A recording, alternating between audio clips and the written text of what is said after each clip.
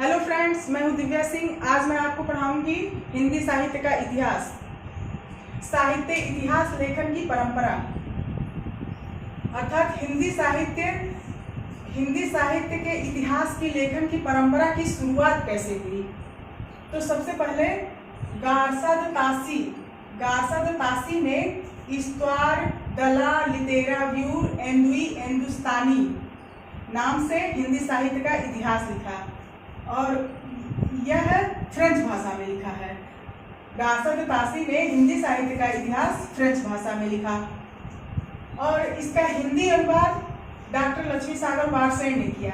इसका हिंदी अनुवाद किसने किया? डॉक्टर लक्ष्मी सागर वारसेन ने किया।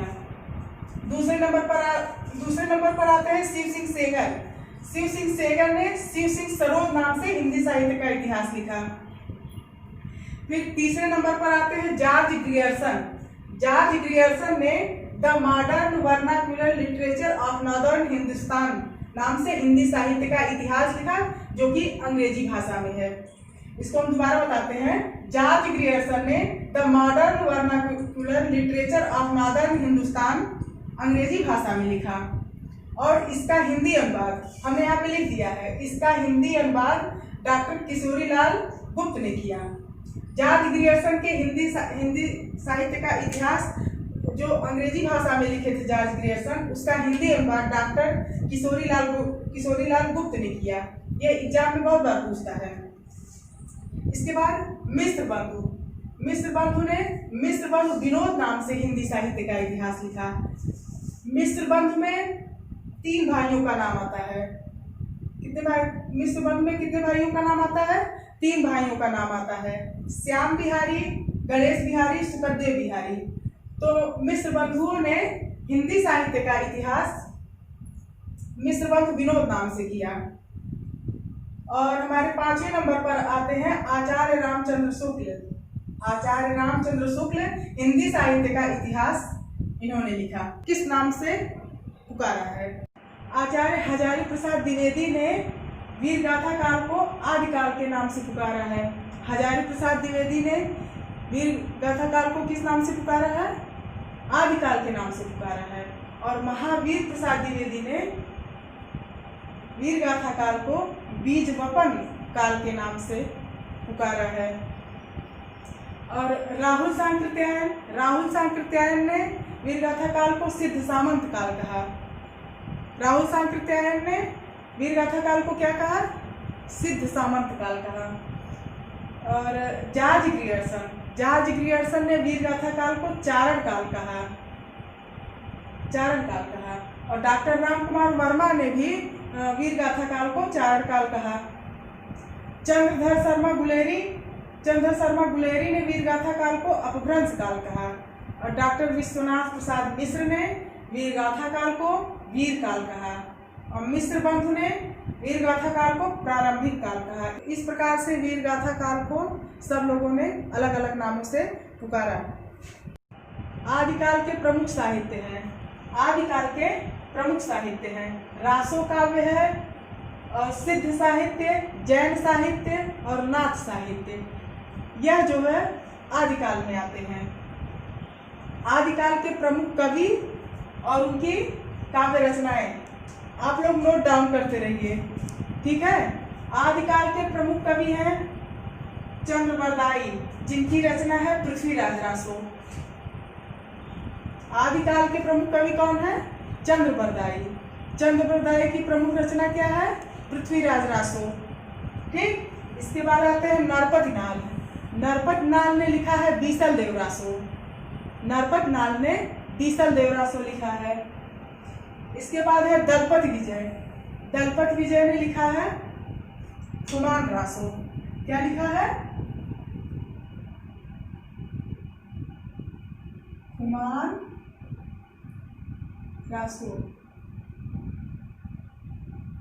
रासो। और जगनिक ने क्या लिखा है?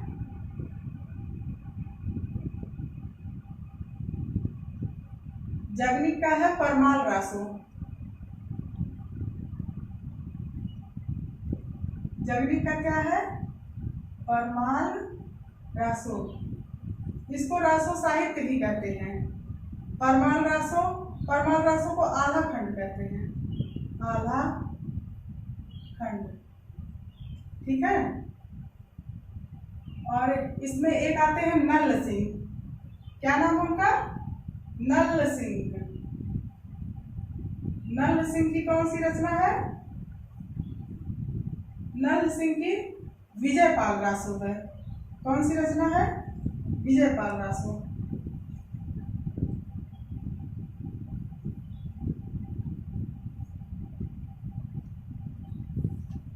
विजयपाल रासो, ये तो हो गया रासो साहित्य, ठीक है। अब हम बताएंगे आपको सिद्ध साहित्य। सिद्ध साहित्य में कौन कौन से आते हैं कवि? सिद्ध साहित्य में आते हैं सरहपा, सबरपा, डोम्भिपा, लुइपा इत्यादि। तो सरहपा की रचना है दोहा कोश। सरहपा की कौन सी रचना है?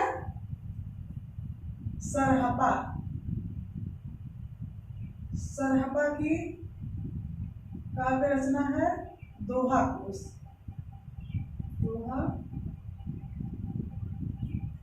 दोहा कोश। सरहपा, सबरपा, डोम्भिपा ये लोग सिद्ध साहित्य में आते हैं, ठीक है, इसको याद रखिएगा। और सबरपा,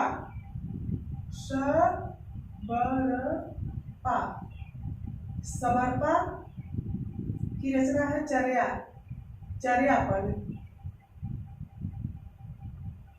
क्या है? चर्यापद। और डोम्भिपा कौन है?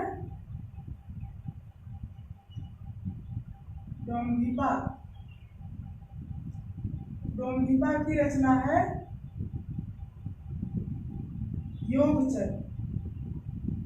योगचर्या।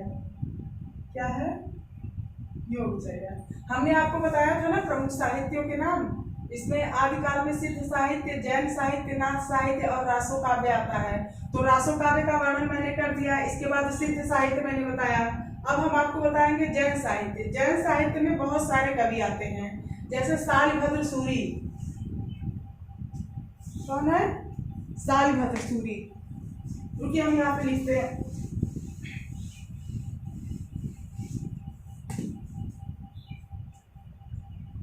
जैन साहित्य।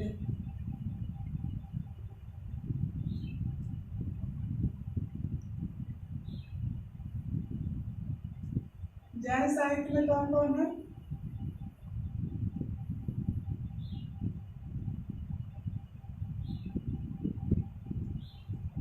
शालिभद्र सूरी। इनकी काव्य रचना है भरतेश्वर बाहुबली। शालिभद्र सूरी की कौन सी काव्य रचना है? भरतेश्वर बाहुबली, ठीक। भरतेश्वर बाहुबली। बाहुबली मूवी आप लोग देखे हैं? मुझे से याद कर लीजिएगा नाम, ठीक। इसके बाद है जिन धर्म सूरी। कौन है? जिन धर्म सूरी।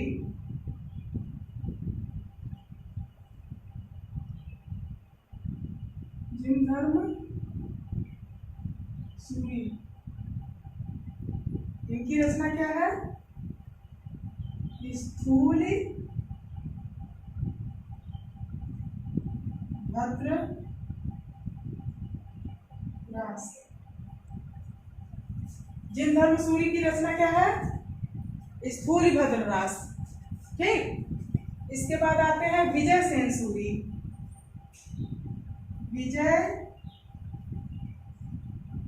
विजय सेन सूरी। विजय सेन सूरी की कौन सी रचना है? रेवंत गिरी रास। क्या है?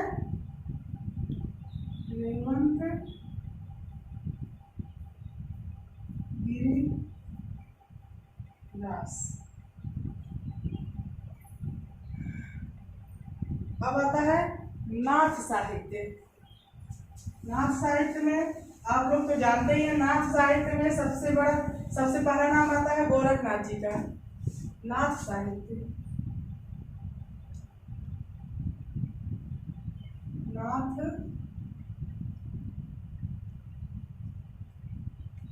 साहित्य, नाथ साहित्य में गोरखनाथ,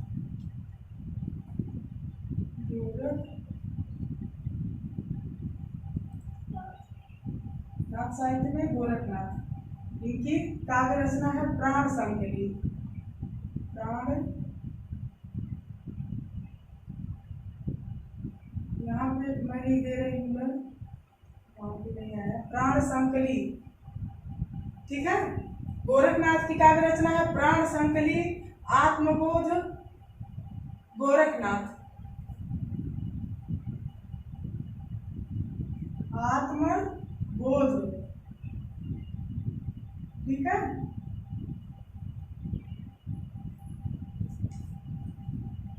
अब मैं आपको बताऊंगी आदिकाल की प्रमुख प्रवृत्तियां। आदिकाल की प्रमुख प्रवृत्तियां कौन कौन सी हैं, यहाँ पे लिख रही हूं मैं, आप लोग भी लिखते रहिएगा। आदिकाल की प्रमुख प्रवृत्तियां।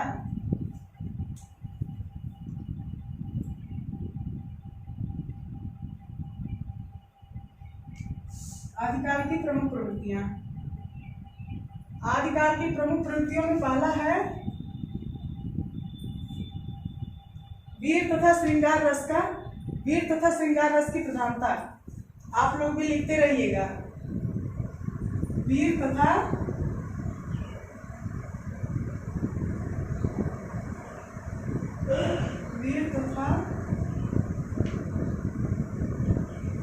श्रृंगार रस की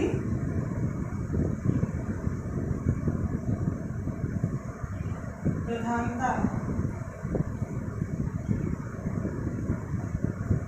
वीर तथा श्रृंगार रस की प्रधानता।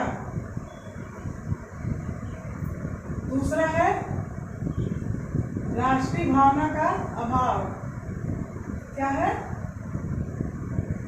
राष्ट्रीय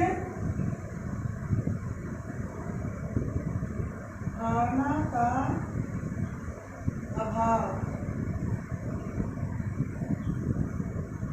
आदिकाल में राष्ट्रीय भावना का क्या था, अभाव था। नंबर तीन है अपभ्रंश प्रभावित हिंदी भाषा। अपभ्रंश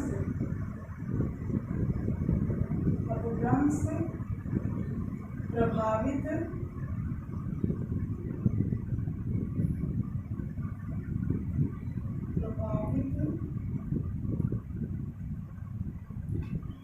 हिंदी भाषा।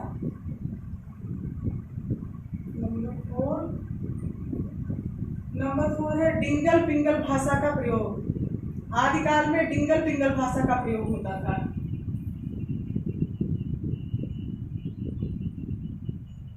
डिंगल पिंगल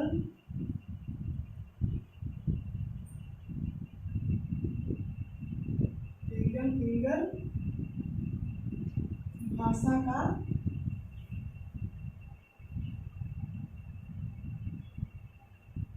प्रयोग। 5वां है प्रबंध काव्य।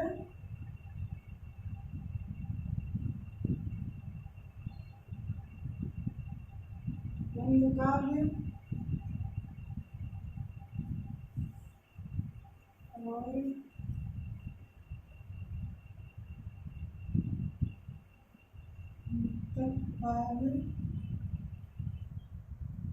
प्रबंध काव्य और मुक्तक काव्य की रचना।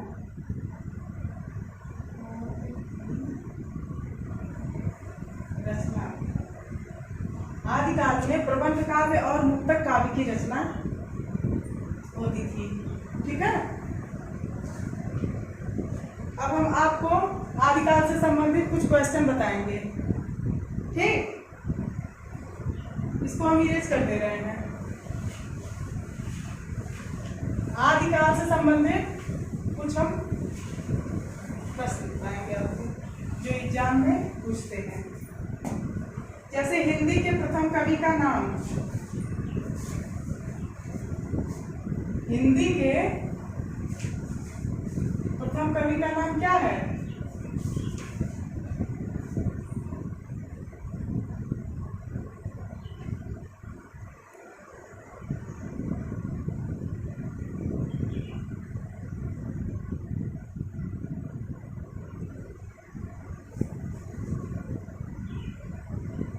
हिंदी के प्रथम कवि कौन है? हिंदी के प्रथम कवि है सरहपा। कौन है? सरहपा। हिंदी के प्रथम कवि सरहपा है। आदिकाल का प्रथम महाकाव्य किसको माना जाता है? पृथ्वीराज रासो को। आदिकाल का महाकाव्य दूसरा है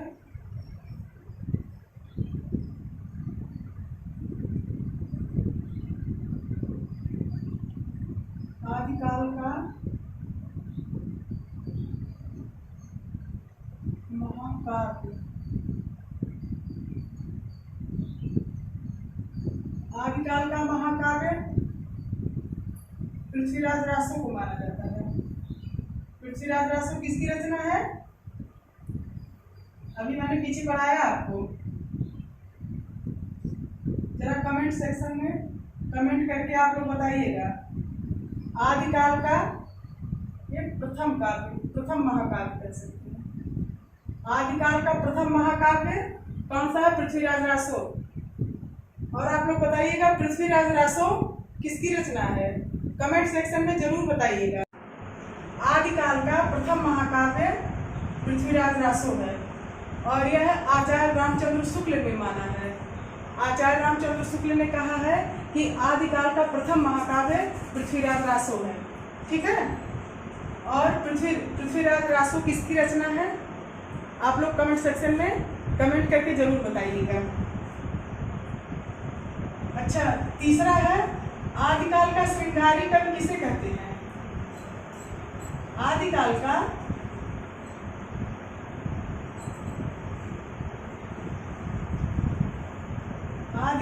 श्रृंगारी कवि,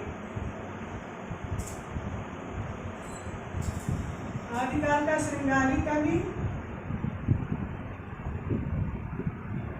किसे कहते हैं? विद्यापति को। विद्यापति को आदिकाल का श्रृंगारी कवि कहते हैं। ठीक, और चौथा क्वेश्चन है गोरखनाथ किसके शिष्य थे? गोरखनाथ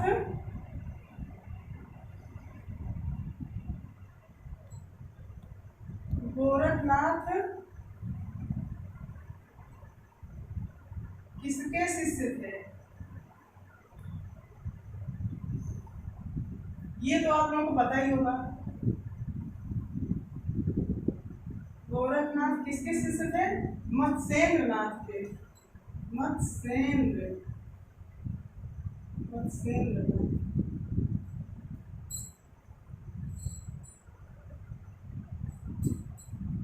गोरखनाथ किसके शिष्य थे? मत्स्येंद्र नाथ के। पांचवा क्वेश्चन यह है कि मैथिल कोकिल के नाम से कौन सा कवि प्रसिद्ध है? मैथिल कोकिल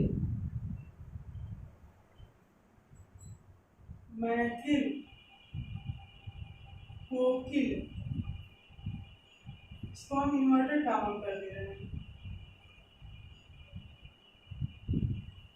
मैथिल कोकिल नाम से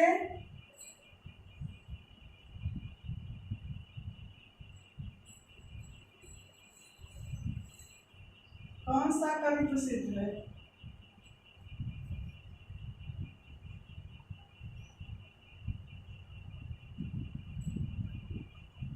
तो मैथिल कोकिल नाम से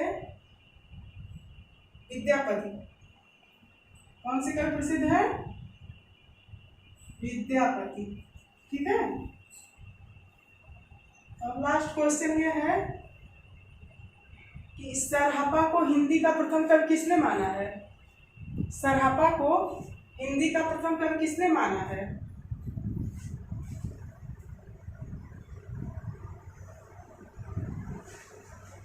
सरहपा को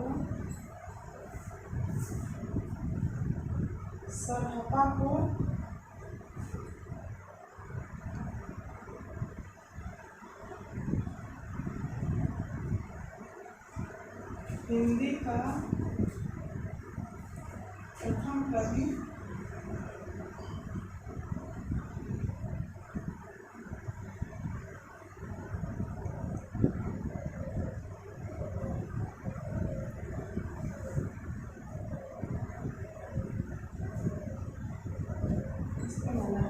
सरहपा को हिंदी का प्रथम कवि राहुल सांकृत्यायन ने माना है। किसने माना है? राहुल